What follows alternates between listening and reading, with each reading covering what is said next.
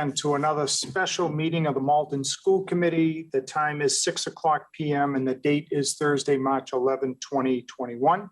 We're here this evening to interview Ligia Noriega-Murphy for the position of Superintendent of Schools.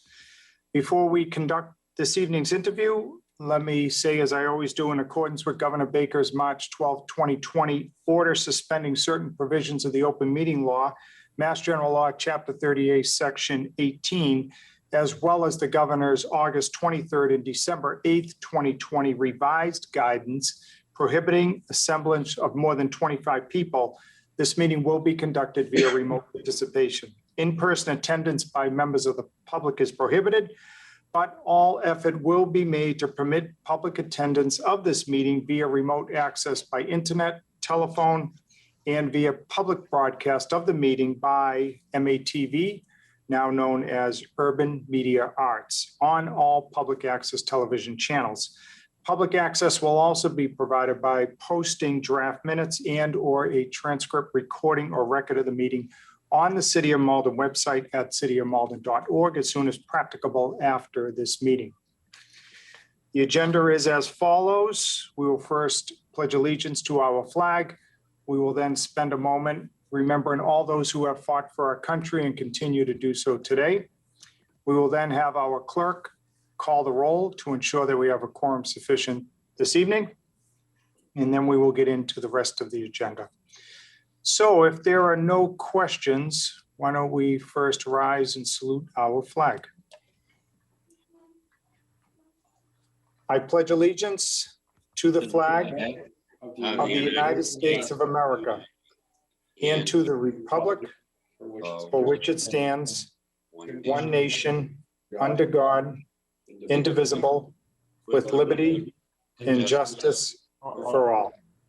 Please remain standing for a moment of silence in honor of all those who have fought for our country and continue to do so around the world today.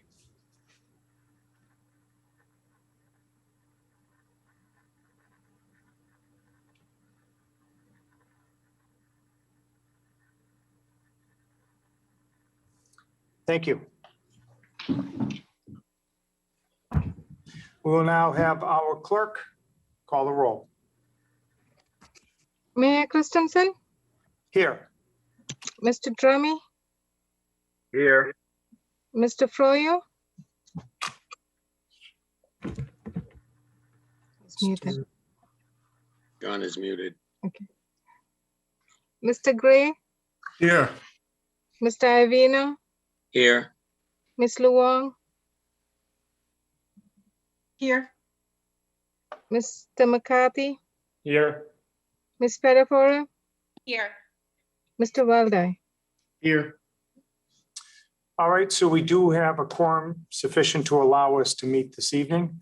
Before we get into this evening's interview, as always, we want to go to Danielle of Rosetta Languages, who's going to be talking about interpretation services provided here tonight. Danielle?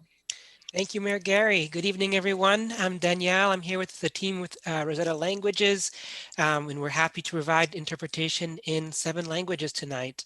We're going to do a brief intro to explain in each language how to get on the language channels. I'll start with Arabic. Assalamu alaikum. اليوم عندنا ترجمة باللغة العربية. اضغط على رمز الكرة الأرضية بعد تشغيل الترجمة وستستمع إلى صوتي على قناة اللغة العربية. إذا كنت على هاتف محمول عليك الضغوط على 3 نقط ثم اختيار الترجمة ثم اختيار اللغة العربية ثم تم. شكرا جزيلا. And I'll pass it over to Emily for Spanish.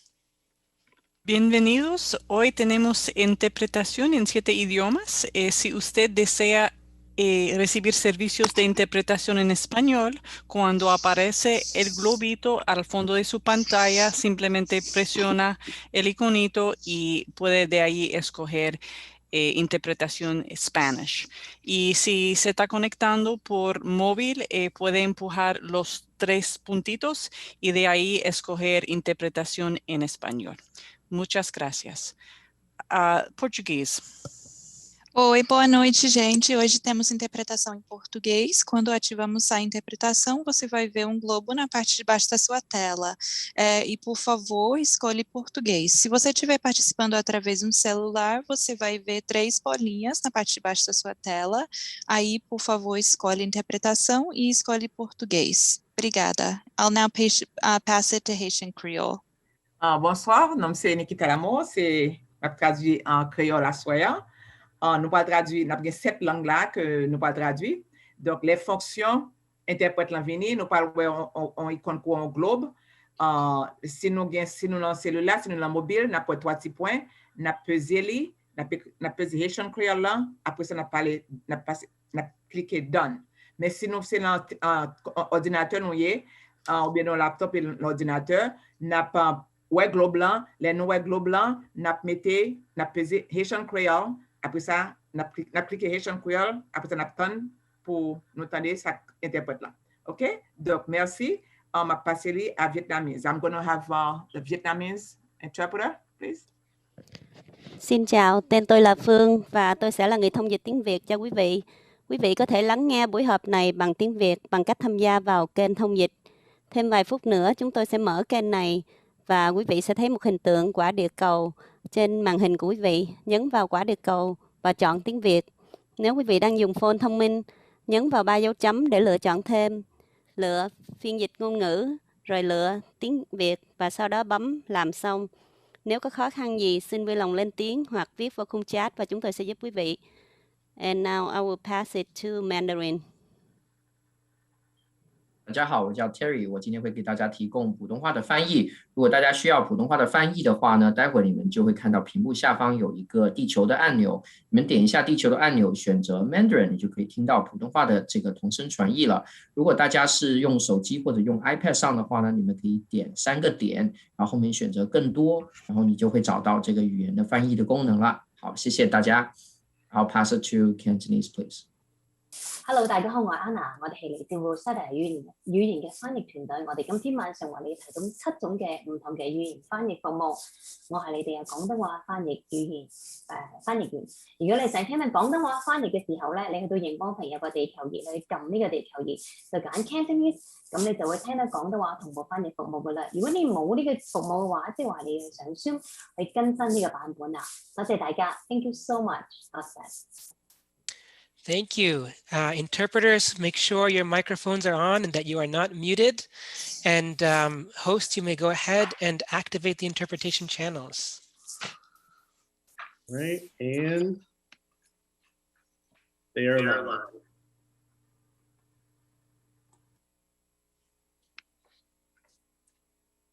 All set, Mr. Walde?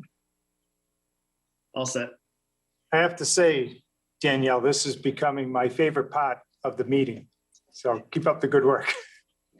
All right, so before we turn it over to our candidate, we want to do introductions. So I'll begin. I'm Gary Christensen, Mayor Malden, and also chairperson of the school committee, graduate of Malden High School many years ago now, and also the proud brother of a Malden Public Schools teacher. So it's not me you have to worry about. Let's go to Ward 1 and hear from Mr. Mike Drummy. Good evening. Mike Drummy is my name. I'm the Ward 1 school committee member. Like Mr. Christensen. Sorry about that, Gary. I've had my wife is actually a para in the system at the Ferryway. My 3 younger children have gone through the Malden school system, and I do have another one in the, not Lincoln, she told me, Winchester school system, but we don't hold that against her. So welcome and good evening, and I look forward to kibitzing with you. All right, very good. Over to Ward 2. Thank you, Mr. Chairman. Very nice to be here. My name is Rob McCarthy. I am the Ward 2 school committee member. I've been on the committee for about 4 years now. I had a sister that was a paraprofessional at one of the schools in Malden, but has moved on to another school system. I had a parent that was an educator here in Malden for about 35 years. But I look forward to the interview tonight, and thank you for being here. All right, next up, Miss Jen Spatafora, representing us from Ward 3. Thank you, Mr. Chair. It's good to see you again, Ligia. Yes. Reintroductions, I'm Jen Spatafora, the Ward 3 School Committee representative. I am also a Malden Public School graduate. I have 3 children, one that is also a graduate of Malden High School, 2 that are currently in 6th and 7th grade. I have a background in finance, and I sit as the chair of the budget subcommittee, as well as the chair to our social, emotional, and physical well-being subcommittee, and the liaison to the CPAC. Very good. Next, we'll go to Ward 4. Thank you, Mr. Chairman. My name is Len Iavino. I'm a member of the Malden School Committee, of course, vice chairman of the school committee.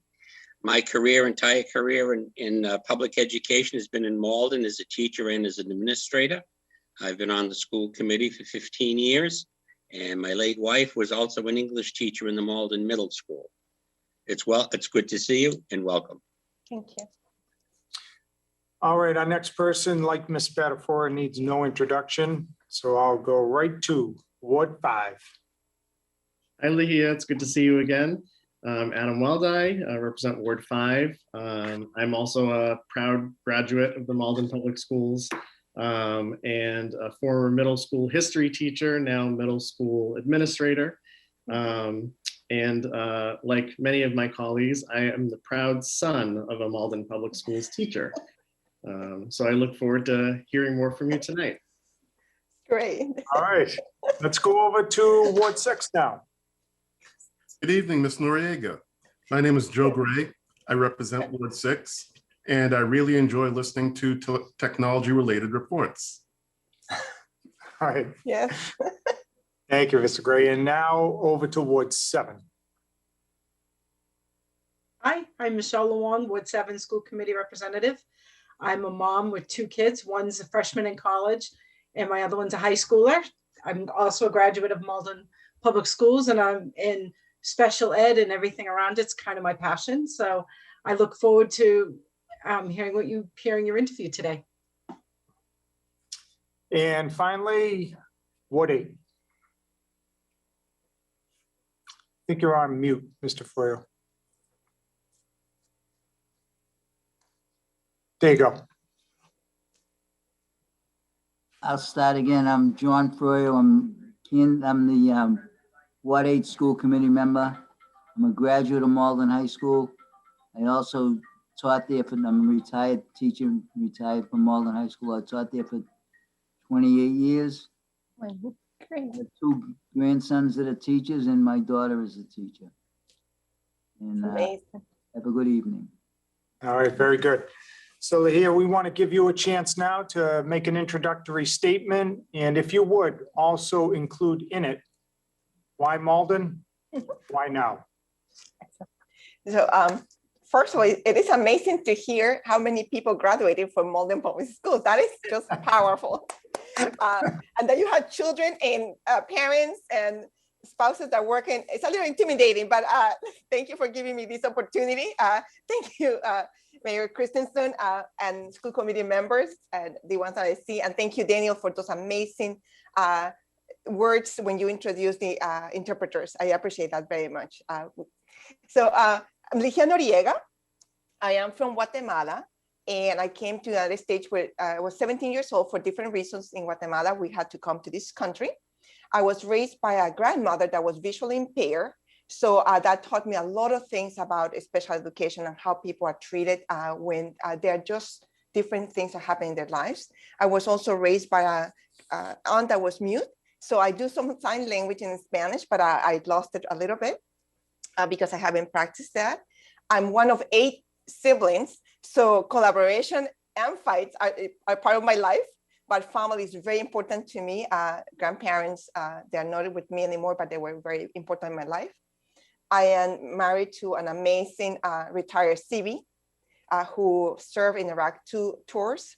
So I totally respect our armed forces, and I respect our country and what they do overseas and in the United States. I have my nieces and nephews, teachers, police officers. The only thing that we are missing right now is that one of them to be a teacher. So we are working a teacher in Boston Public Schools. They're teaching someplace else. So trying to recruit them probably to Malden now because they're in Revere. My experiences in Boston Public Schools is that I graduated from a Boston Public School. I came here and I was for a year in one of the vocational schools. For 26 years, I have been in Boston. I started as a teacher 12 years, then an administrator leading high schools. Then I became an assistant superintendent and academic superintendent. At this moment, I am actually leading a school as a principal in a K-8, something that is new to me, but I needed to learn that. And one of the things that my experience is working with 37 high schools, supervising 37 school leaders. We closed some schools, so became 34 high schools. So my experience is working with schools like SAM schools, in district charter, alternative schools, traditional schools, and innovation schools, you name it. We have all the repertoire schools that have different autonomies. I have the experience of working and building teams of school leaders from the pipeline. That means teachers we work very closely with them to become school leaders. And that is something I would love, and I see it already in Malden, for our students to come back to Malden and become teachers, guidance counselors. Who knows, might be the next mayor of Malden. Nothing against the one present, but I have worked with budgets. One of the things I believe is having a strategic plan, having a vision, having a goal as a team. And when I say it as a team, is from the city point of view, the district, schools, and also including the families and the students. I do believe in a lot of student and family voice, especially with the students going through so many transitions. Freedom of choice, freedom of voice is actually more active, which I totally respect on that. Just one little note on my background is that I had created, with many superintendents that we had in Boston Public Schools, multi-year budgets. And that is something I would love to explore if I go to Malden Public Schools, in order to sustain practices and not to just deal year-to-year basis, but actually to have a vision of 2, 5, and 10 year. And I would love to retire from the Malden Public Schools. Now that is going to go, why Malden? And thank you, because many people have asked that question in forums. And there were many opportunities to apply for other positions as superintendents, but to me, it's about family again. Where do I see myself? And if I see myself, that means I'm going to do an amazing job. I'm committed to the students. I'm committed to the families. And Malden is a city where what you just described, family, there's legacy. And I can see that, how can we actually build a stronger system where that legacy will continue? I love your football team, even though sometimes we lost against them. But one thing is that, how do we build a community even more now that is so diverse? And I noticed that your diversity is so rich. You have so many people from different countries, that just building more of that cultural proficiency in our schools, in our city, I think is going to make it even as a model school, as a model district, as a model district. And I would love to work very closely with you, who will be my boss, Mr. Christensen, to develop the vision of not just the district, but actually the position of the district within the city. Attached to that, how do we get the agencies that are there, the business that exists in there, to support our schools to become a team of how do we develop our graduates of the Malden Public Schools. So that is why it's Malden. And once again, I didn't apply for positions because I don't see myself in any other place. All right, very good. All right, so what we're going to do now is each of us will ask you a question, and then we'll open it up to the members if they need anything clarified or if they have additional questions. And I would just ask the members, again, try to speak slowly so we can have Danielle and his team keep up, okay? So with that being said, I think you touched on this in your opening statement, but can you tell us, from your vantage point, what is meaningful diversity, equity, and inclusion work mean to you, and what your experience has been in Boston and what you think you can bring here to Malden? So I'm going to start with how our schools have to be the center of the society. And why do I say that? Is because that's where families trust us to send their students. Therefore, if families don't feel welcome, that we listen to them, that we open forums for them to be part of the decision-making. Therefore, we just create communities that are going to be fighting against each other. But we want to make sure that our communities are going, our schools are centered that families come not just for the students that they have in there, but for food, for information, for professional development. Why do I say this? I know that in our country, in our nations, we are going to for this racism that has escalated to a level that is very toxic for our students and our families. So therefore, it's how do we bring diversity into our schools that already exist in there, but bring that culture awareness? How do we learn from each other? In other presentations, I said, sometimes training is not what we need. We can go to all the training, but it's the practices that we are going to implement every day. How do we treat each other? Even though we might agree to disagree on things, but how do we establish that dialogue? So that is something I would like to explore more with the Malden Public Schools. And it's also to look at the policies, look at the curriculum, look at what are the systems that we have created that open the forum for families or close the forums for families, for students, for teachers. That in some of the forums, I heard the voice of some teachers saying, there's an evaluation process being used against me. And so how do we open the forum of saying, these are our public practices. We have policies in place, we have systems, and we have ways of how people can engage in conversations. So looking at the whole system from policies, practices, curriculum, instruction, and professional culture proficiency. Okay, thank you. We'll now hear from Mr. Drummy. Thank you, Mr. Chairman. It's basically a three-part question. You've touched on it a little bit, but you can extend it or expand however you want to do it. What do you see your top, say, 3 priorities in the first year on the job? Where do you see it 3 to 5 years into it? And how would you get your top staff on board to follow through with what you establish? All right, I'm trying to take notes because it's a 3-layer question. No, that's okay. That's fine. So I will ask the first one. So what would be the 3 top priorities right now? Knowing what students have been out of school almost for a year. So therefore my priority will be literacy and numeracy. To do an assessment and diagnostic assessment of the students to find out where are they in terms of literacy and numeracy. Therefore, to revamp our curriculum to fill out the gaps that just were created because they have been learning in a different model. The other one would be the social emotional. Students who have been away from schools almost a year, I'm going to use the term freedom of choice. They experience that they can get up from their bed, from their room and go and eat, have breaks. Nobody's telling them there's not a bell. There are no transitions. So those will be the 3 focus of as soon as I get the job, is to start doing a diagnostic assessment from K0 to 12. The focus will be also in 11 and 12th graders, because we have to get them ready to graduate, to be able to apply for colleges, scholarships, especially the ones where we're relying on sports scholarships. How do we help that? How do we navigate and get parents involved so we can start looking at the academic trajectory, the pathway for graduation? Going back to numeracy and literacy, I'm not saying English or math. I'm actually going deeper. Do they have the skills? What happened with those skills? Standard-based teaching is the most amazing thing that we had to do. So it's how do we fill up the gaps?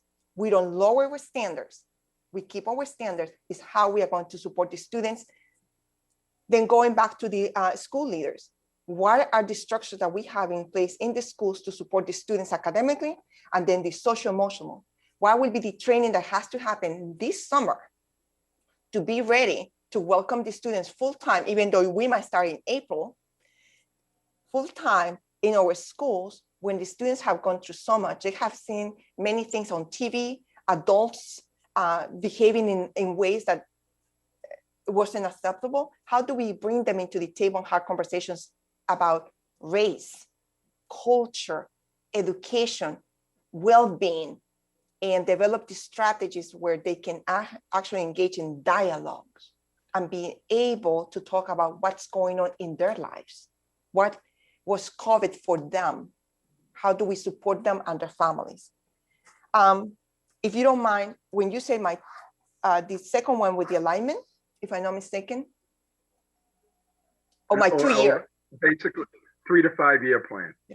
The 2-year plan, hopefully as soon as I get the job, I will be able to sit with all of you. And of course, Jen, you manage the budget in there. So definitely looking at the budget to see how we can revamp it. I know it has been already passed and approved for next year, but things have changed. The condition of the schools and the need for the students have changed a little bit. So we'll be to do an analysis. What do we have year 1, year 2, in order to be able to see how do we actually can create these strategies to see what things we can actually continue supporting and where do we need to reinvest based on the needs of our students and our families. Look at the curriculum. If we are going to talk about anti-racism and we don't change the curriculum, we don't even send teachers to training, we don't set teams of people that can look at our curriculum in a deep way to see how do we revamp it so it actually matches our students' backgrounds. That's my year 1 and 2 will be looking at the budget, multi-year, looking at our priorities and what initiatives already exist in this system that are working and not working. Then develop a school-wide metric system, and that will be accountability system. How do we know that what we are doing is working and what data we're going to be collecting in order to see how do we revamp our budget with the priorities that we have and the need that we have in order to reinvest. So those will be some of the initiatives that have to start right away. So in order to have 2 successful years, everything has to start now. And how that works is creating a timeline, a strategic plan where teachers, paraprofessionals, parents, school leaders are part of this. They have a voice. And the other one is how do I keep my top leaders, right? Yeah. And that is, I always go to districts, or I always go to schools, and I never bring my team because I always believe in building teams. One will be to engage in conversations with them about where do they see themselves in 5 years? Where's the commitment in here? Most of them have been in Boston, my apologies for that, in Malden Public Schools for a long period of time. It will be, where do they see themselves? Do they see themselves leading another school? Do they see themselves moving forward to another area? And then the other one is, how do we actually encourage them and provide incentives for them to stay in Malden Public Schools? How do we retain our best teachers too? How do we create that pipeline of that diverse population of teachers coming to us? What support systems we can provide so they don't look at other districts, they stay with it. So that is one thing that we love to do is what has been the support system that they receive, our school leaders, teachers, all our staff members, and how do we retain and keep our best teachers, our best school leaders, our best paraprofessionals, and also to keep our best students, prevent the dropout that is happening in middle school, prevent the dropout that is happening in high school, bring them back. And if we lost some practitioners that are amazing, let's see how we can go and recruit them back.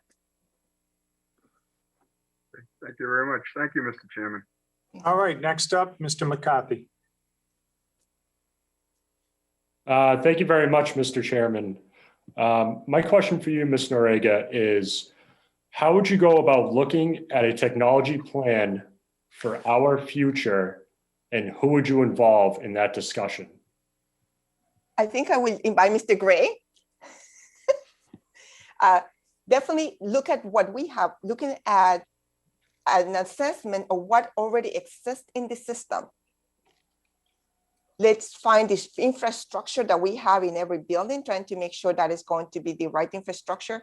Looking at technology for CTE programs, for the career technical programs. Look, do we have a 3D printers instead of just a regular printing? That has to be part of the strategic plan on curriculum instruction. It has to be attached to whatever we do. It has to be part of that. We want to make sure that our students are going to have the best technology ever. In one of the schools that I had, we actually integrated robots, the students building their own robots. And I had my little robot, Pepper, that was able to be programmed to come with me to different schools. So when I visit my high schools, the robot was able to interact with students. And that's something I would love to see in the Malden Public Schools, where we have technology, not just in the classroom, not just the students carrying it, students building it, students being able to program, students being able to teach parents on how to do that. One example is when I was in one of the high schools, we got a grant. I got a student, 10 students that spoke different languages. We trained them on how to use Aspen, how to train parents on how to access Aspen. We went to churches after school, evenings. We went to different libraries, and the students were able to train parents on how to use technology to access the student record, the children records and grades. So once again, the infrastructure can exist. It's how we are going to use that infrastructure within the curriculum. So it will be hands-on, where students can go and teach other people, train other people, and being able to create their own artifacts. It would be great to see some engineers coming back that graduated from Malden Public Schools to come back and teach our students. Hands-on, absolutely. Great, thank you very much. Our next, we'll hear from Ms. Spatafora. Thank you, Mr. Chair. So of course I have a budget question for you. So in this difficult fiscal climate, what process would you use to determine budgetary priorities? Yeah. And what are some of your priorities when it comes to a school budget? So looking at the budget that and I think I mentioned in other forums, is where is the money going? What is the purpose of that? What are the schools that are getting some extra funding, if that's the case? So looking at each school funding, look at the district funding, try to maximize all the resources that we have. So the lens that I will use is what I call the wraparound services. Are the students having the resources that they need? So students at the center of the work. From there, do the teachers have the resources that they need? Do the schools have the staff that they need to serve the students? And from there, and of course, it's never enough, because we know that our budgets are very limited. And then come back to the district and say, what can we do to start giving some of the central office budget that is not necessary, that we can build the capacity within the schools to provide to the schools? So the lens will be going back to what are the priorities that the schools have, what the school leaders value, where's the data that shows that it has been working, who has been involved in the decision-making in school-based budget, bring it back to the table and look at what are the things that right now we will need, especially after COVID. So once again, this year will be so special because we will need more of the social emotional support than probably something else. Students are learning more online than having books. Even though I do love books, I think that students should always be interacting with text. But what else, if we don't buy materials that are hardcover materials, can we utilize those fundings to do something else to support the students with the social emotional? So there will be an infrastructure that we had to create and different lenses on how we are going to look at the budget from the district and also from the school, in order to create a coherent level of need. So I can go and meet with Mr. Christensen and just ask for more money. No, actually it's more to go and be able to together look at the budget and say, this is where our schools are at, but I need to go to the schools to see what is needed. What can we actually reinvest within the school, not to take, but to reinvest. So the lens will be what our students need in order to be successful. Thank you very much for that. Thank you, Mr. Chair. Thank you. Thank you. Next, Mr. Iovino. Thank you, Mr. Chairman. You briefly touched on it in one of your answers. As a result of the pandemic, and the number of days that our students have been in remote learning, there are going to be significant gaps in student achievement. So what specific measures will you undertake as a superintendent to address that issue and to assess that issue? So let me start from the end. When you say assess the issue, one is we have to do a diagnostic assessment to find out where each and every single student is at in terms of the grade level skills. And I cannot focus on many things, so it will be literacy, numeracy, and also emotionally, how they're doing in order to come back to school and be able to engage full-time, if possible, in learning, teaching and learning. We cannot ask them to learn if they are thinking something else is going on in their minds. So that will be a diagnostic assessment. I would love to see what infrastructure already exists in the system or it doesn't. Otherwise, I will bring something that we are using in this current school where we are doing a diagnostic assessment every 4 months to make sure that we are filling the gaps of what every single student needs. So I'm not looking at the district data, but I'm going to be looking at a specific student classroom. So teachers can support the students by giving individual lesson plans, support the students. How do we might need pullouts? Then the other one is the achievement that have just grown so much. And how do we get students back on track? That will be based on the diagnostic assessment, also to create the credit recovery program where students can actually engage in person with the teachers and also have some classes online that will be giving them full credit for a year. I have experience creating this in Boston Public Schools for 16,000 students. And we have been able to gain a lot of students to believe that they can actually graduate on time, and they have been able to graduate on time. We have been able to increase our graduation rate and decrease the dropout rate. The other thing that I would love to see in the school is the students that have been disengaged from remote and in person, that participation is very low or it doesn't exist. Is what's happening with these students that are still on our rosters, but teachers have identified as not participating at all in our teaching and learning online or in person. That would be getting our guidance counselors, parent liaisons, the structure that schools have on how we get them back and be able to bring them in school. Once again, I do believe in diagnostic assessments because we cannot work with something that we don't know, that we don't have data on. And from there, start working and developing individual plans. At this moment, we have a program called Panorama, where we create individual plans for every single student using data and also selecting a champion. A champion is a teacher or a person from that school community that will do the follow-up with the student and the family, and also try to see what wraparound services we can provide. Either they don't have food, is housing an issue, it is something else going on in the house, and how we can support the family. So when we are looking at students, and this is something I would love to look in Malden, is the holistic approach of student and families. How do we actually support the families as a whole? Because healthy families, healthy students. Thank you. Next, we'll hear from Mr. Weldy. Thank you, Mr. Chairman. Thank you, Ms. Noriega. So my question's around instruction. Could you describe some ways in which you have been an instructional leader in your previous roles or in your current role, and share an initiative potentially that you were responsible for implementing that significantly changed teacher practice or student outcomes? So that's a lot of those. Let me start with how I believe that students have to graduate with a high school diploma and credentials for careers. I don't want the students to wait until they finish high school and then start getting some credentials or some credits for something that they can actually do in school. An example is how we went to a school that I was supposed to close within 6 months. And I'm a little stubborn.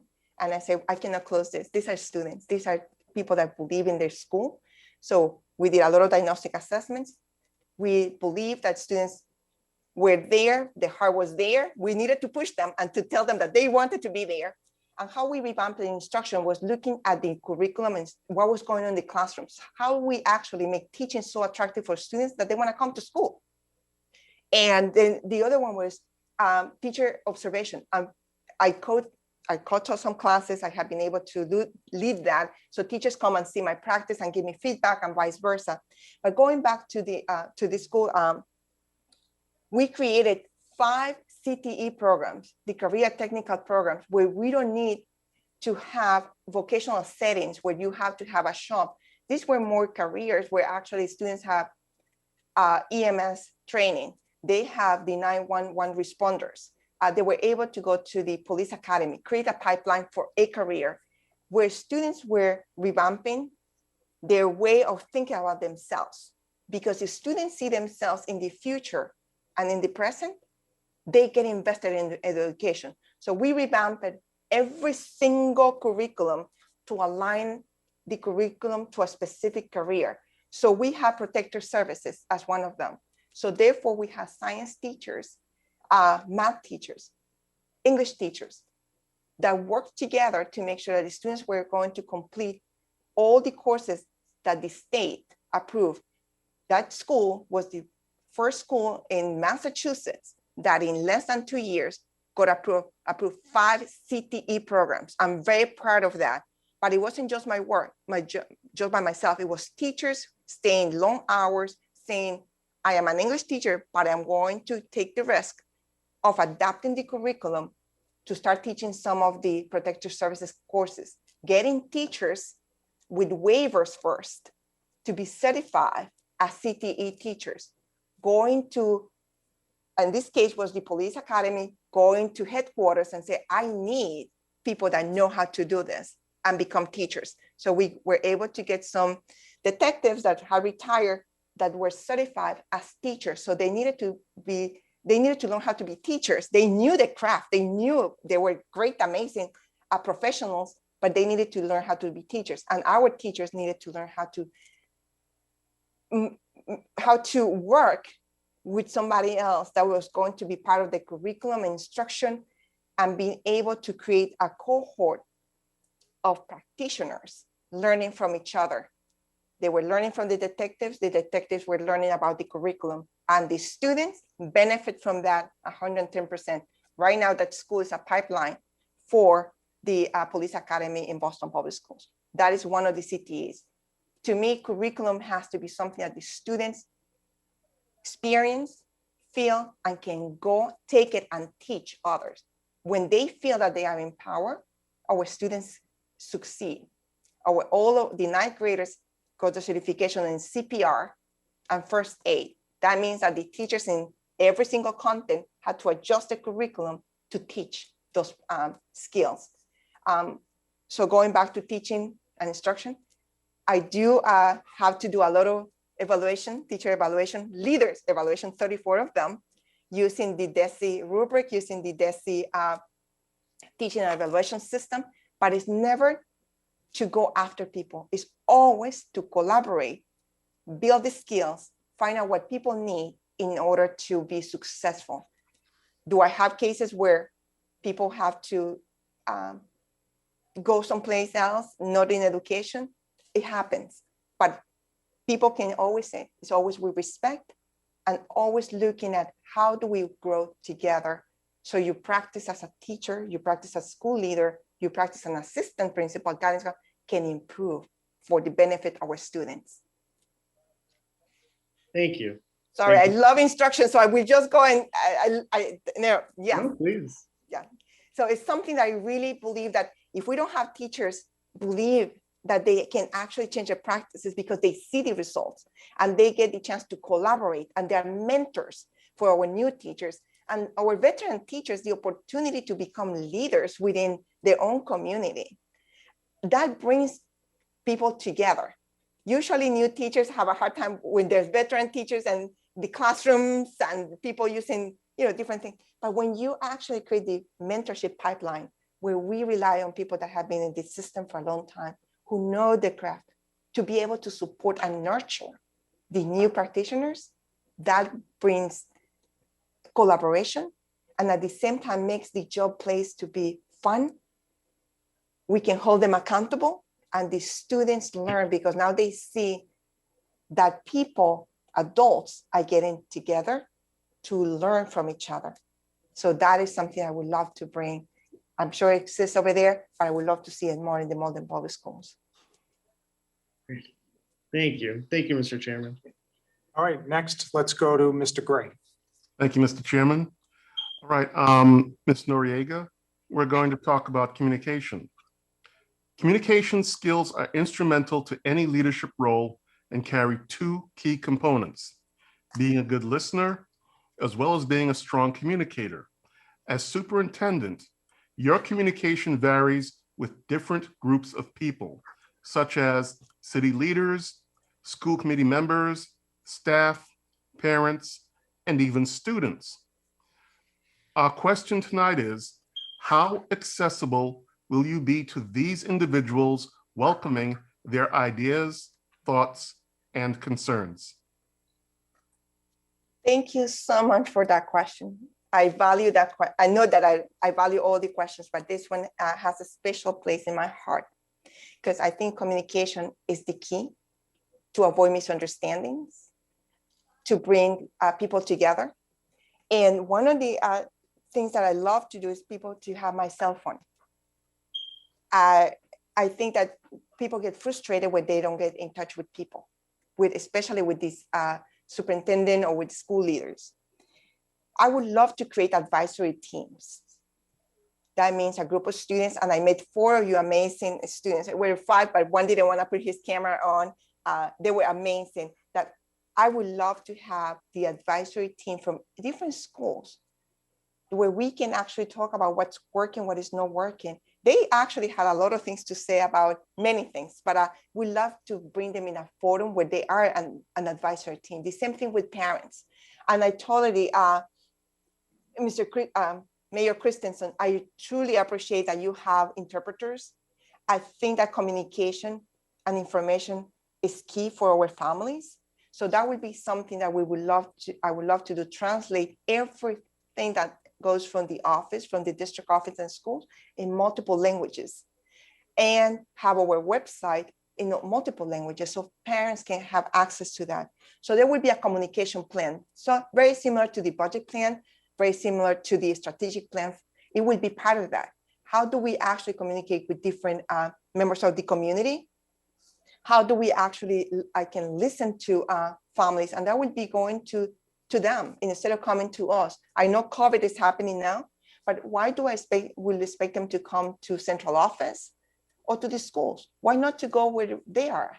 Going to libraries close to the area where they live, go to a park. So make myself as accessible as possible so I can listen to them. And at the same time, have the parent, and I like that you're the CPAC, because it will be great to have parents from different communities that speak different languages to have the opportunity to talk in their own language. Sometimes, and I do appreciate that there's translation, but sometimes people, parents or families need to speak in their own language, and for me to listen to them and be able to understand that. Communication is very clear, is very important. And one thing will be sending newsletters. So people, families know what's going on a weekly basis, a monthly basis.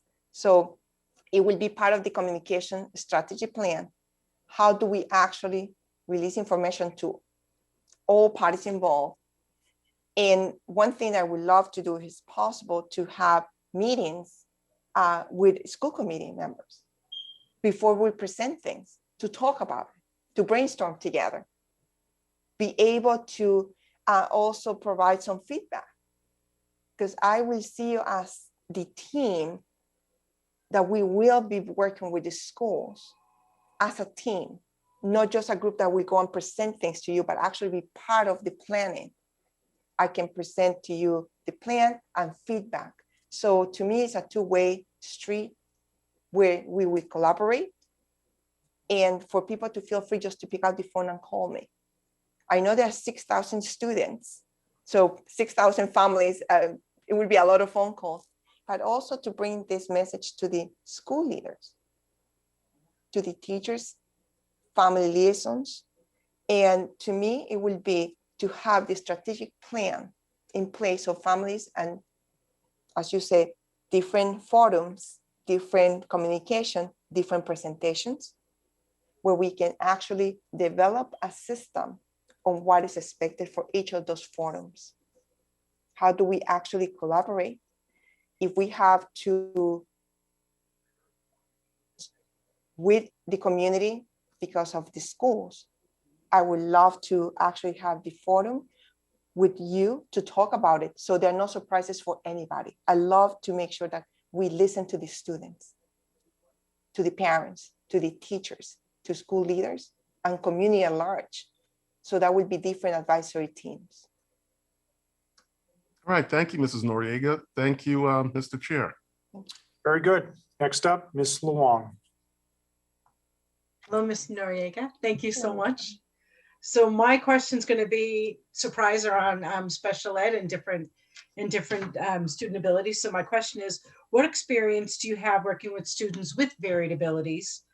Specifically, what checks and balances would you put in place to ensure that special education, ELL, all students, gifted or otherwise, have the services that they are receiving appropriately? So like your immediate staff, how would you make sure that that is actually happening? Going back, it will be a learning curve. It will be an assessment of what's going on in the school. I believe in inclusion practices. I believe that all our students need to be together at some point. They need to get their own specific needs being met, but at the same time, they have to be in our own communities. So going back to special ed, the students who have cognitive delays, multi layers of challenges or disabilities, I would love to see how we can actually keep them in our schools. In every single school, we should have students with disabilities, what we call ABA, our strength students in Boston, students with autism, trying to see, do they have the services that they need? Do they have the specialists that are actually providing the services? Are we meeting their IEP needs? Are we meeting their life skills development? We know that some students are not going to go to high school and graduate with a high school diploma. So what is the trajectory for these students? How are we getting them ready for life skills and be able to support the families? One thing that I would love to do is to see how much the families really know what is an IEP. How do they read an IEP? How do they know what are the goals that the children have to meet, that teachers are measuring? How frequent the parents meet with the teachers to understand that, because we ask parents to sign things sometimes, and then just take, I'm talking from my own experience in where I come from, is that sometimes parents sign, but they don't know what they're signing really, because it's hard to read these long documents that have a lot of, how can I say, acronyms. So it's first, it would be to educate our parents about what is an IEP, what are the services, what are the rights. Then going back to the students that are more into the diploma bound, how do we support our teachers? Do we have the paraprofessionals ready? Are our schools ready to welcome our students in inclusion settings? And when I say inclusion, is not inclusion full-time. Sometimes it's partial inclusion, 1 or 2 classes. For some students will be for social events. For other students will be full inclusion. So I would like to see the practices that exist in the schools, and what are the policies that we have as a district in terms of full inclusion, partial inclusion, and also support for life skills. Going to the ELS students is that, how do we support our teachers? Do we have the right teachers in front of our students? Do they have the curriculum that is getting them ready to be successful in life? And at the same time, what is the timeline that we expect the students in ELD 1 or 2 to spend in ESL classes? Because there should be a plan already in place to see when are they going to transition to a full regular ed class. So those are the practices that I would like to see. How do we assess students? I know we use WIDA and access tests, but also what are the practices in the schools? Are the students part of every pathway that exists in the high school? In one of the meetings, forums, a person said, do you believe in tracking students? And I asked her to explain to me what that meant. So when students and adults, define a student pathway, and that's it. The students go to this trajectory for graduation, and they cannot exit that. They cannot take all the courses. And that's something I would like to explore, because students should have the option to navigate through the amazing program of studies that you have. And also in other schools, the same thing. How do we engage in conversations with our ELD 1s, 2s, and 3s? We have a timeline where they have to transition to regular ed classes, and instead of spending 4, 5, 6, 7 years in ESL classes or in SEI programs. The other one is, how do I go with talented students?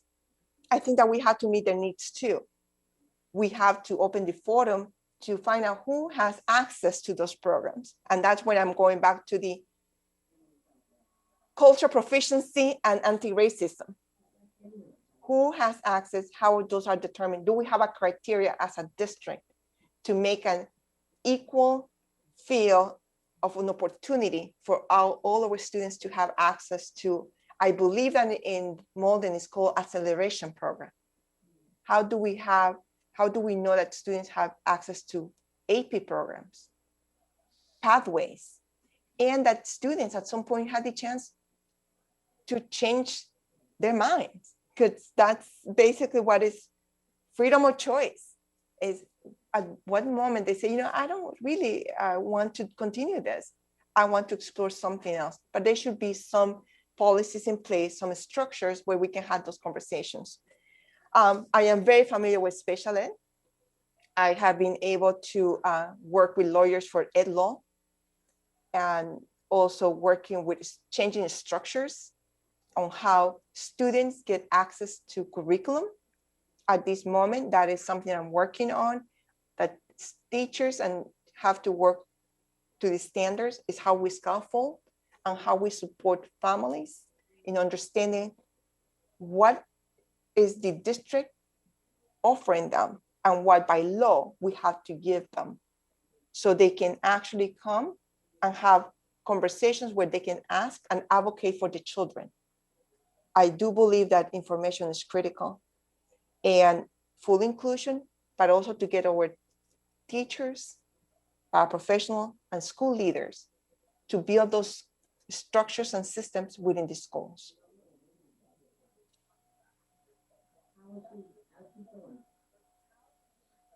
Thank you very much. All right, and finally, we're going to hear from Mr. Froyo. Thank you, Mr. Chairman. Good evening again. Malden High School is a comprehensive high school. If money were available, would you consider adding a few more technology education shops to make it a truly comprehensive high school?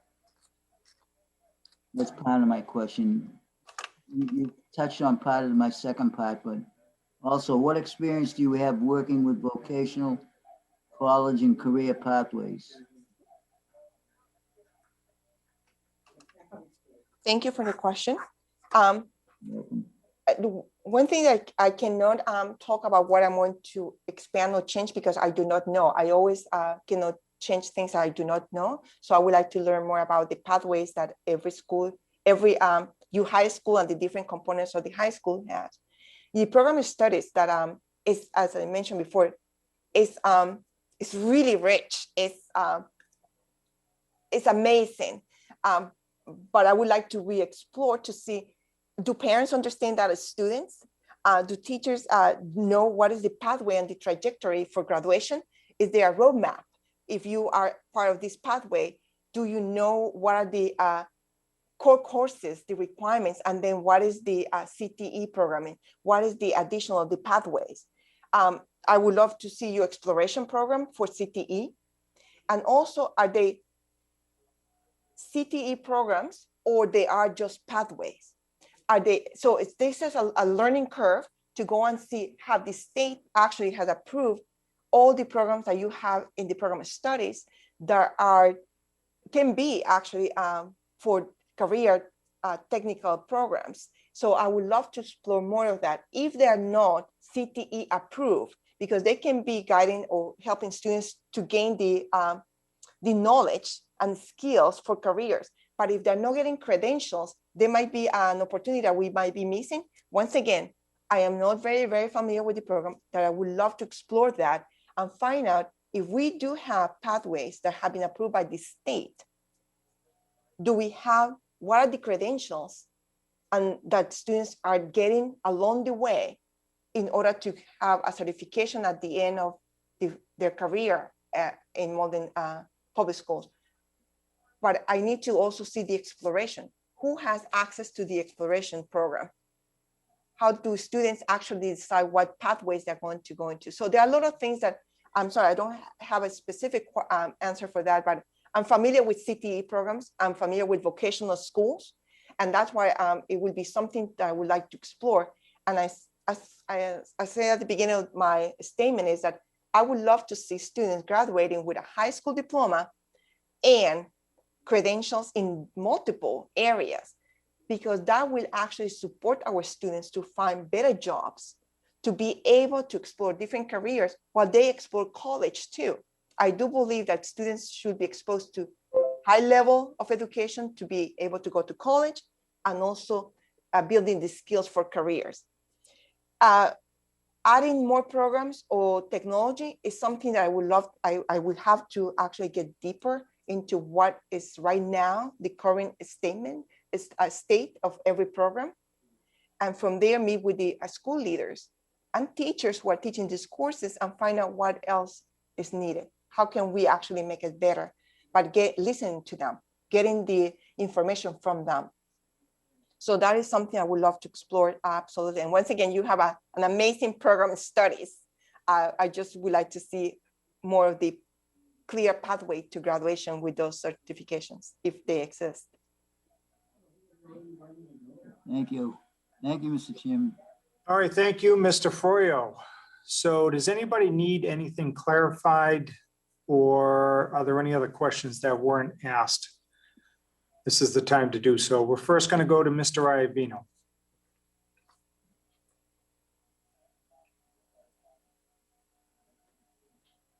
I think you're on mute, Mr. Iavino.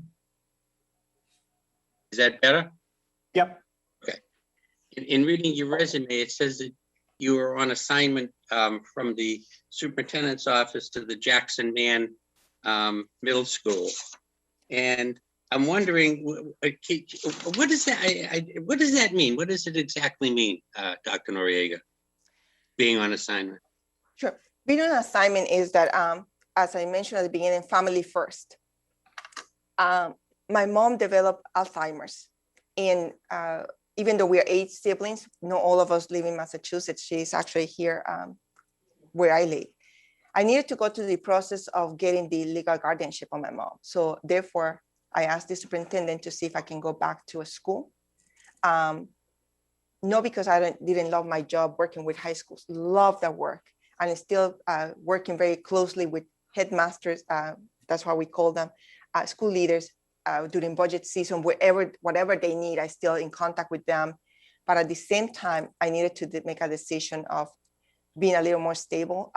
So it was a family decision that I had to make. I had the opportunity last year in the middle of COVID to go back to central office. Superintendent asked me to take over again, to go back to central office. And at that moment, it was also not to leave the school. I couldn't leave the school through what was going on. So I decided to stay. The assignment was for 1 year, but because of COVID, and this is where I go back, I cannot leave the students or the families at this moment because the transition will be really drastic. So therefore I decided to stay for 1 more year. So being on assignment is because I requested to be on an assignment. I requested to be in a school. And this time when they gave me the choice what school, I decided to go to a K-8 instead of high school. And once again, it was family reasons.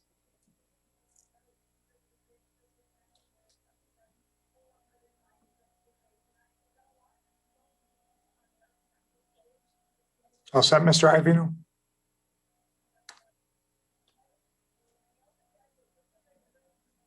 Mr. Iavino?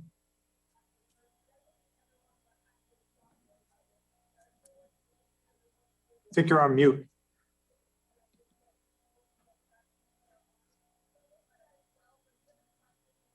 Mr. Iavino, I think you're on mute. All right, we're going to leave him on mute. Is there anybody else that has questions? Ms. Spatafora, and then we're going to go to Mr. Weldy, and then I'll ask one after that. Thank you, Mr. Chair. So my question somewhat relates to Mr. Gray's question in regards to communication. And I am hoping you can elaborate. And I'm going to come to you with this question as a parent, actually. So I have a son that's in the district. And to be quite honest, when this position was afforded to me, he said, "Mom, what can you do about this? What can you do about, why do we have to take these tests? Or I don't particularly care for the pizza that's served on Fridays." So my question is, what would you do as a superintendent to make sure students' voices are heard, but not only heard, but they're part of the process and the decision-making processes? Because I think, they have a lot to say. So my experience working with students has been always that they are part of this decision-making and they are at the table.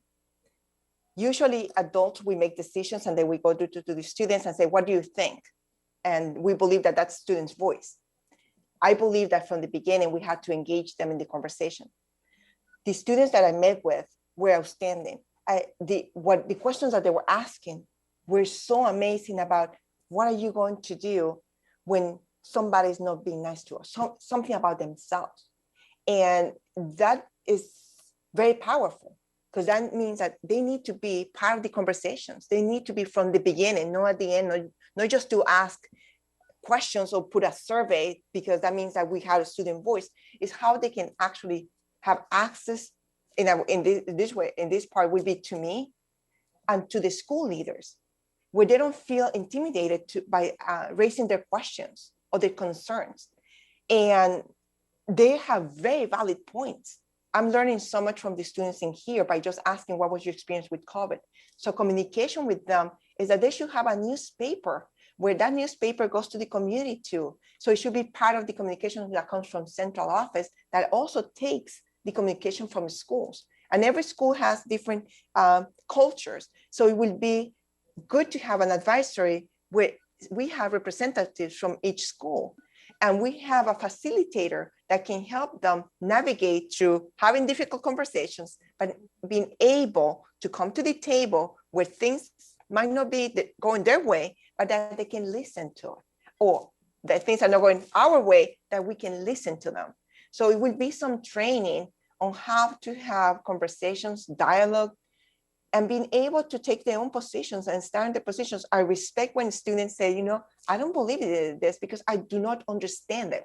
Once again, communication is because if people do not understand things, that brings chaos, miscommunication, misunderstanding, when probably you just needed to have an hour conversation to go over and listen to both parties and agree on something, knowing that they are at our center of our work. Not that things are going to go their way, but listen.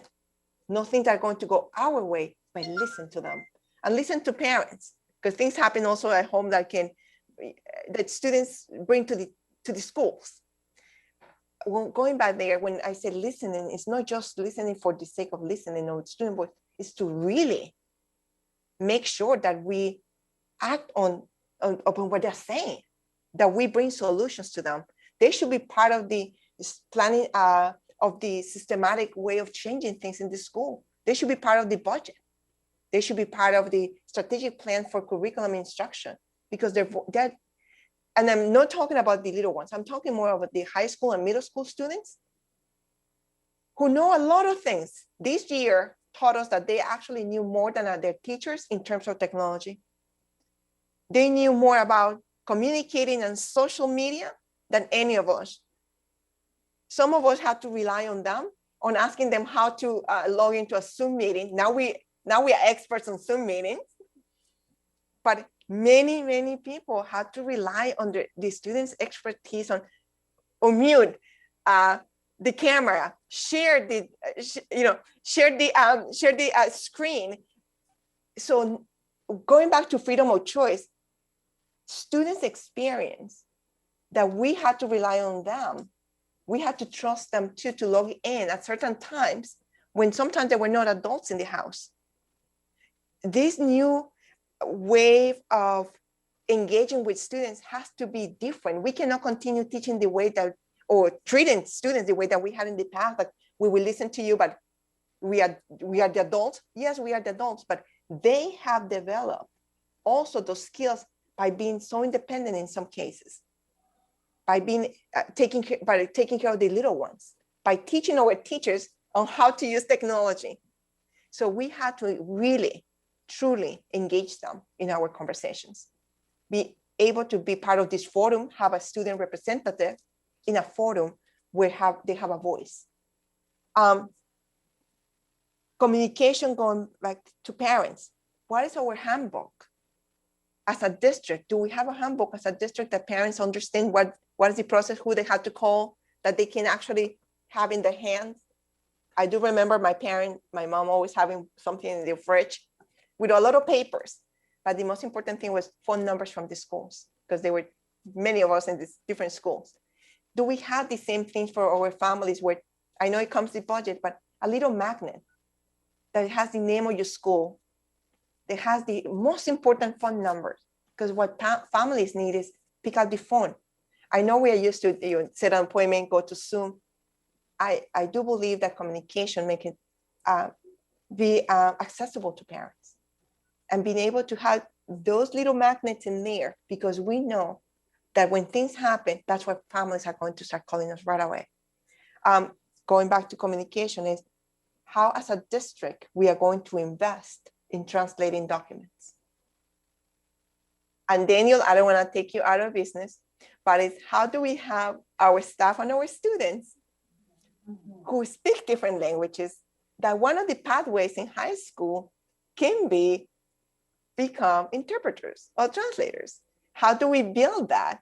Not for free, don't worry, Daniel, but it would be something that hospitals need that, but we need them. We are in desperate need as a nation of people that can translate and do a good job translating, because I respect the skill that you have is amazing, listening and translating at the same time.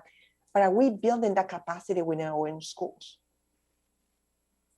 It's sad to say that sometimes parents go to school and nobody can speak the language. So they have to sit in a chair while somebody in the office finds a person that can talk to parents. We have to look into that. And not to hire or fire. So going back here is, how do we build that capacity to be able to pick out the phone and have like a Daniel online, because they are part of our roster, where the school said, just hold on, we can talk now, we can communicate. Making our schools a welcoming place. And just welcoming means somebody saying, hi, do you need a glass of water? Sit down and try to speak the same language of the families. Not that we're going to be trilingual, bilingual. It's just that we actually communicate or try to communicate with the communities. So it's in different layers, but school voice, a student's voice, absolutely yes. Parents' voice, oh yes, absolutely. And once again, in forums where parents can speak their own language. I don't speak all the languages, but at least being able to interact with me and the translator, but at least being able to listen to them in their own environment, in their own language, where we can actually share some of our culture experiences. That to me is communication in a different scale. That is building this partnership that we are here together for our students. Thank you so much for that. Thank you, Mr. Chair. All right, over to Mr. Weldy. Thank you, Mr. Chair. My follow-up is sort of, it's building off of Mr. Iovino's question and Ms. Spatafora's question kind of combined, because you touched on social emotional supports, right? And I appreciated, in response to Lenny's question, about taking academic stock of where the kids are. You also sort of mentioned that, taking stock of where we are in terms of our SEL, our emotional health. And you sort of mentioned this in Jen's question as well in terms of investing in social emotional supports. So my question really is, what does that look like? If you had your druthers in a perfect world, what does that look like, investing in the social emotional supports to sort of see where the gaps are? Sure. Thank you for your question. So investing doesn't mean always money. It means how do we actually train our guidance counselors, nurses, to create a strong student support teams. I had the opportunity to actually present in the White House twice the best practices for my brother's keeper. And that is when we collect data, school-based data, on looking at the early warning indicators. That means attendance, behavior, course performance. And I'm sure I will. Let me slow down because I see Daniel translating. Sorry, Daniel, sorry. It's how do we actually build our wraparound services within the school, build that capacity. That means that if we see best practices in a school, why not take those practitioners to train other practitioners on knowing how to have access to private sector, public sector that supports families, works with our medical field when the students need some kind of counseling that the schools cannot provide. So that's when I say reinvest, it's not just financial, it's how do we actually build those teams within our schools. When we look at the social emotional component, is what tiers of support we are going to bring into the table as a district and a school specific tiers. Are we going to go tier 1, 2, and 3? And what does it mean by that? When we say tier 1, in this school, this is what it means, and this is what we offer to parents. This is the profile of the student, and these are the partners that we have that can support the students in this tier. The same thing with tier 3. So that is when I'm talking about infrastructure, systems in place where we can take the best of our best practitioners from schools to train other practitioners, to be able to build a system where we use data, not just to say, oh my God, the child is failing, is that to prevent things from happening. We see that students who are in the acceleration program doing great academically, but something's happening, there's a disconnection with something else. How do we start actually supporting these students, preventing students from failing? And that means not only academically, but also emotionally. I have to say that the most horrible experience is when you get a phone call of something that happened to a student. And that is something I'm talking about. How do we build our teams in schools that they know the students better than many people and then the parents? Build that capacity, bring them together. At the beginning will be frequently so they can exchange ideas, practices. But as a district, we should have a system of collecting data, looking at the tier of interventions, getting our partners to also, going back to the communication, going back to our partners and explain to, this is the need that we have. Do you have social workers? Do you have people that can support the families? What are the things that they can bring to the school for free to support our school communities? Because they actually get some waivers if they support public schools, right? They have interns, and our practitioners validate the work that they're doing. So going back to the tier support that I talk about, it has to be a systematic way of seeing student needs, parents' needs. How do we build that capacity in our schools? And once again, I was very, it was an honor for me to be invited to the White House to present to practitioners from my brother's keeper about the practices that we developed in one of my schools. And that I would like to bring to Malden Public Schools. Thank you. Thank you. Thank you, Mr. Chair. Okay. One of the things that we depend on with our superintendent is to receive advice and guidance about different issues. And I think the one most notable recently is the state's Department of Elementary and Secondary Education's decision to bring students back April 5th. Yeah. I know each district is different, but generally speaking, do you think the time has come? Is this being broadcast? Yes. Mr. Chair, Mr. Chair. What do you think? Actually, we engage in those conversations already as a district. We started school. This is one of the first schools that I'm leading that we started a few months ago, before many other schools. We already have the infrastructure to test teachers. Now we started testing students. We already have our positive case of student. So we are learning. I do believe that students have to come back at a certain point. I don't believe that we are ready yet. I think that a learning curve like the one that we're experiencing. Not many schools have experience doing the testing for the staff in the schools, which brings totally different element of how teachers come to the school.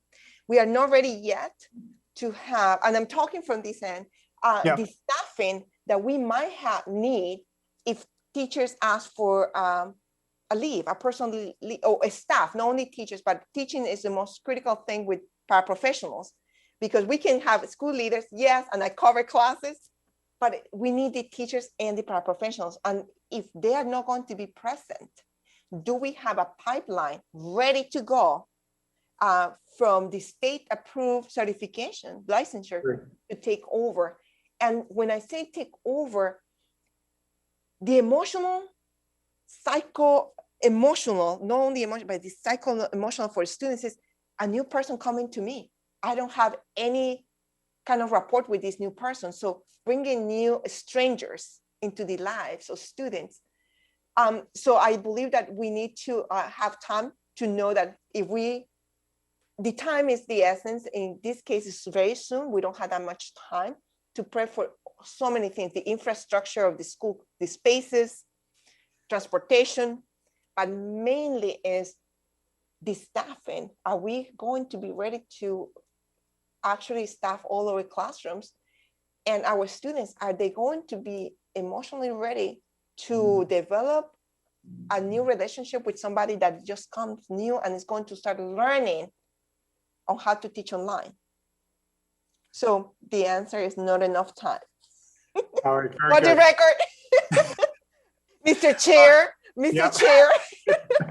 All right, let's take a few more questions. Let's see. Let's go to Mr. McCarthy, then back up top to Ms. Spatafora. Mr. McCarthy. Thank you very much, Mr. Chairman. Ms. Noriega, I just have a question in regards to safety and security of our school buildings. Can you explain the time when you were part of the conversation around implementing a school security plan, a safety plan, and what did that entail, and what was the outcome of that? Okay, thank you for the question. So I always work very closely with, we do have a school police in our high schools.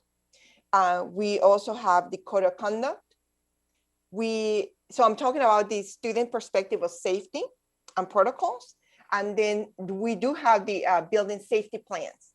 I have been able to work from every single angle as a person that has been able to be at the table, crafting some of the language for the code of conduct and some of the meeting with lawyers. So the whole legal aspect of that, working with the safety department of Boston Public Schools, working with police departments within our high schools, which is all 34 of them all over Boston, and different departments react differently. So crafting safety plans, I have to do it myself. Every time I'm a school leader, I have to do a safety plan. Working also, supervising 34 high schools, I had to make sure that everybody, there's a safety plan that actually was aligned, coherent, that makes sense, that the phone numbers were updated, that they have the timeline for fire drills, for the,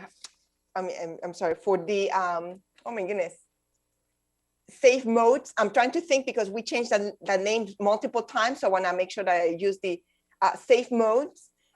It is an active shooter in the building. I was able to work with our safety, Office of Safety in Boston Public Schools, and they presented videos to staff before they went to the buildings, because I always, once again, communication and information. So if we don't practice before anything happens in the buildings, then we are not prepared.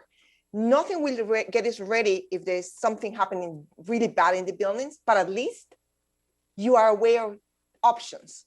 So we were able to train teachers and CFCs, the family coordinators, students, staff leaders, assistant, guidance counselors, secretaries, on how to proceed when certain things happen, and being able to watch in the video and walk the buildings so people know where the exits are, how to take care of the students when things are happening. So yeah, I do have experience with that area.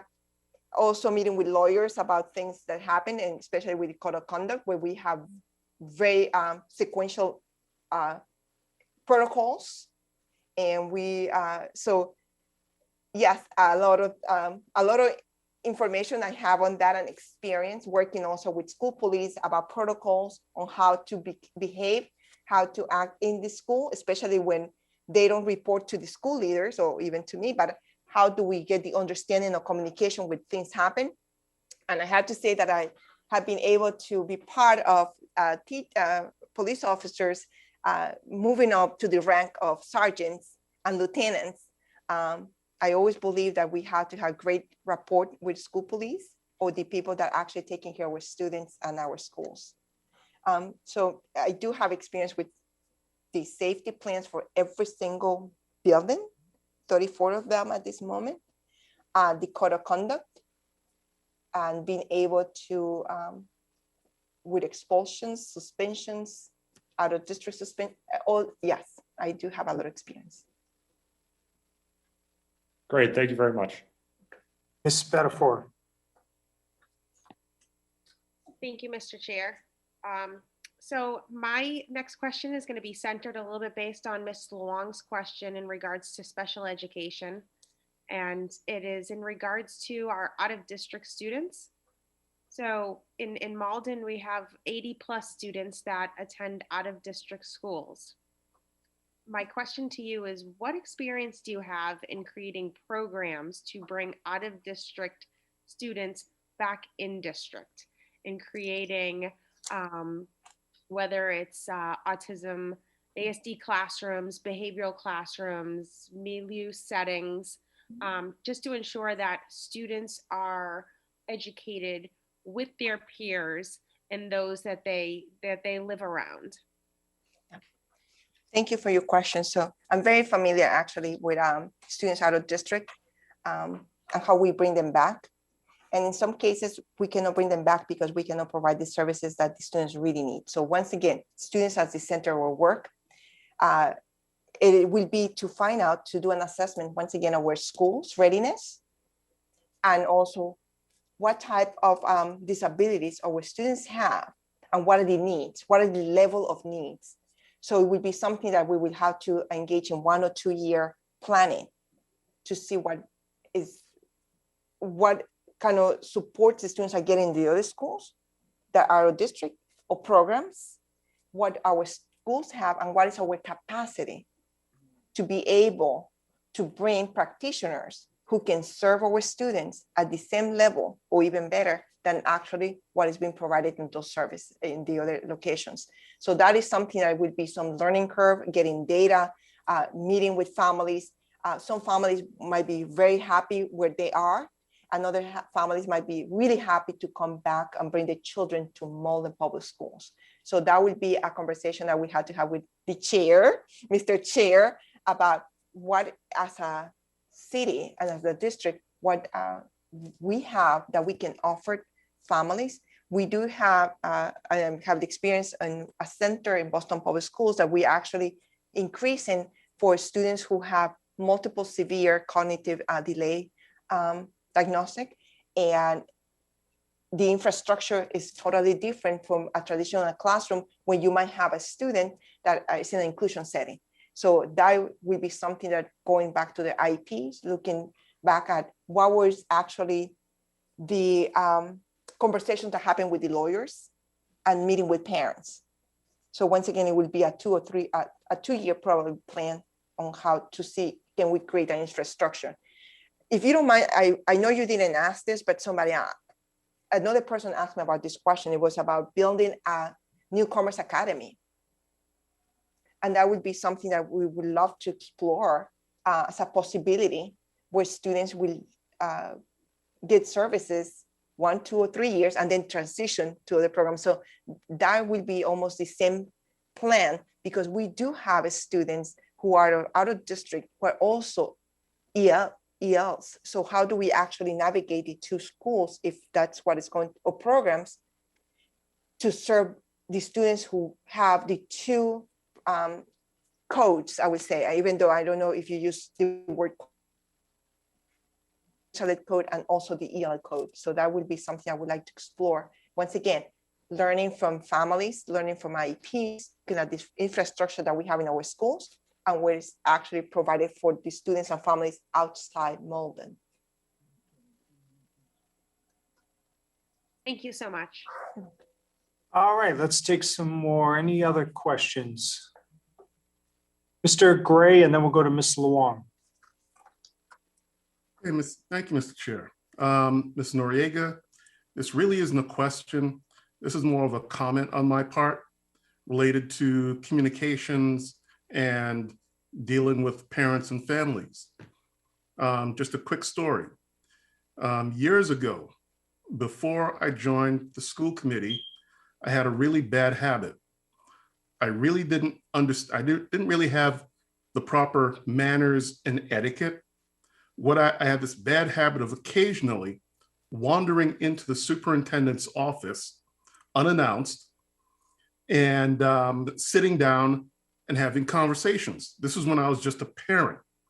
And he would be very gracious, sit down with me for a half hour, 45 minutes, and talk about little issues going on in the schools if I had questions. It took me a very long time to realize, you know, I probably shouldn't just be doing that, just wandering off the street and sitting down and just chatting with the superintendent. I didn't know. So just giving you a heads up, you never know what kind of different background parents and families are going to be. You know, I'm from the Caribbean, and I just didn't know that it was kind of weird to just wander in and bother the man when he was so busy. So just giving you a quick heads up, that's all. Thank you, Mr. Mayor. Actually, next time you come, just bring black coffee and we are going to be all set. I think that's the best, more organic way to have conversations. And if I'm busy, I will say, you know, can you come back at another time? I will give you my phone number. I have, my phone number is always with text messages from families. It's like tons of numbers, but I would be also very polite and say, you know, at this moment I cannot meet with you, but I would love to hear you. Just bring me coffee and then just set up a time where we can talk. I think that's the best way. And also the office, the central office should have a place where, and I do believe to have a place that is not the office where we sit across the table. Well, I don't have a desk. It's a table that I use because I don't believe in desks. I travel with my computer everywhere. So therefore it will be a place where we can sit down and engage in conversations. Like, I love to hear background stories about people, how you got the name, how's your family, because that will inform me about your children. And I have also positions where people walk into the office and they want my neck or somebody else's neck, but we have been able to, one thing that I like to do is de-escalate. Taking care of people first is like, do you need something, like a glass of water?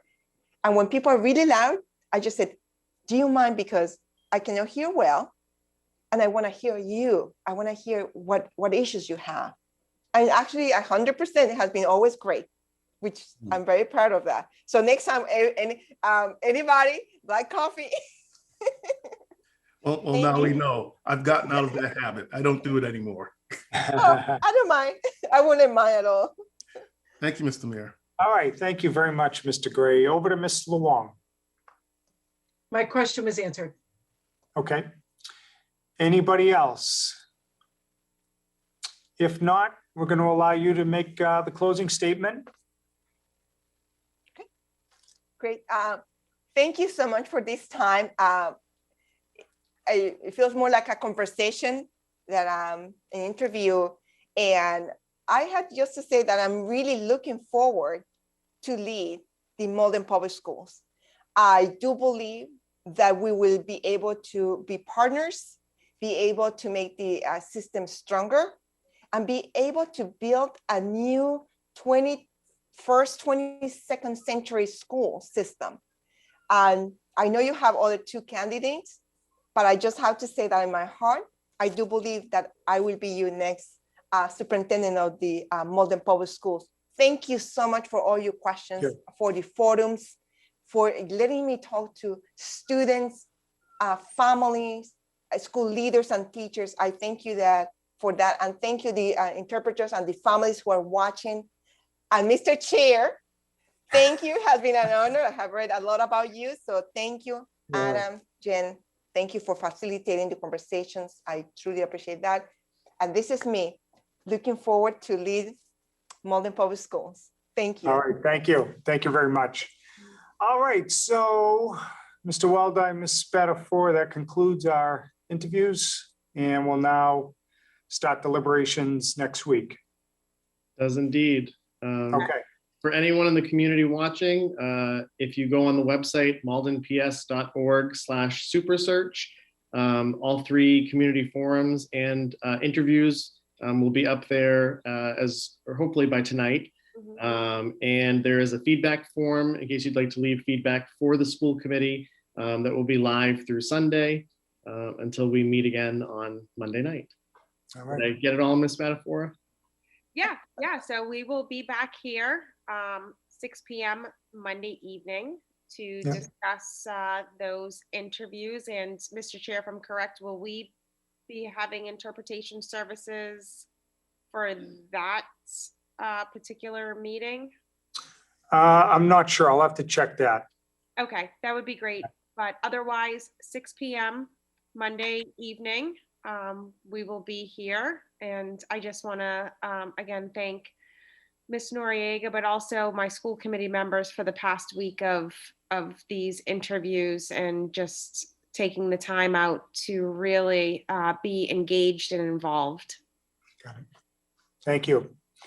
All right, we'll now entertain a motion to adjourn. Motion by Mr. Iavino, seconded by Ms. Spatafora. All those in favor say aye. Aye. Anybody opposed? The ayes have it. School committee is hereby adjourned.